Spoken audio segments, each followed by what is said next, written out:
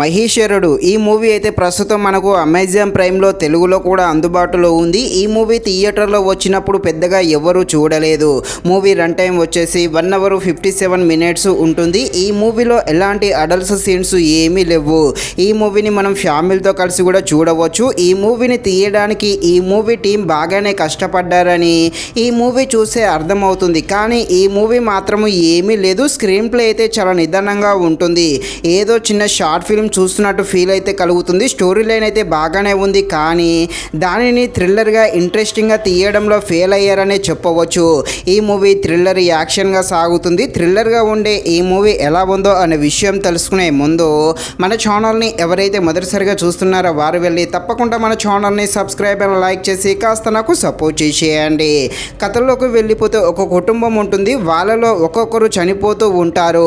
So ఈ హత్యలు చేసేది ఎవరు, ఎందుకు చేస్తున్నారు, దానికి గల కారణం ఏంటి, పోలీసు వారు ఏ విధంగా ఇన్వెస్టిగేషన్ చేస్తారు అని తెలియాలంటే మీరు తప్పకుండా ఈ మూవీని అయితే అమెజాన్ ప్రైమ్లో చూడాల్సిందే. ఈ మూవీ అయితే అంతలా ఏమీ లేదు. మూవీ అయితే చాలా స్లోగా ఉంటుంది. అక్కడక్కడ కొన్ని ఎమోషనల్ సీన్స్ ఉంటే ఆ ఎమోషనల్ సీన్స్ కాస్త ఆకట్టుకోవడం జరుగుతుంది. మూవీ యొక్క కథ బాగానే ఉంది, కాకపోతే ఆ స్క్రీన్ ప్లే అయితే చాలా నిదానంగా వెళ్తుంది. మెయిన్గా ఫస్ట్ హాఫ్ అయితే మరీ దారుణంగా ఉంటుంది. ఈ సెకండ్ హాఫ్ అయితే కాస్త పర్వాలేదు. అదేవిధంగా మూవీలో యాక్షన్ సీన్స్ ఉంటే అవి కూడా అంతలా ఆకట్టుకోలేదు. థ్రిల్లర్ సీన్స్ ఉన్నా కూడా అవి కూడా అంతలా మెప్పించవు.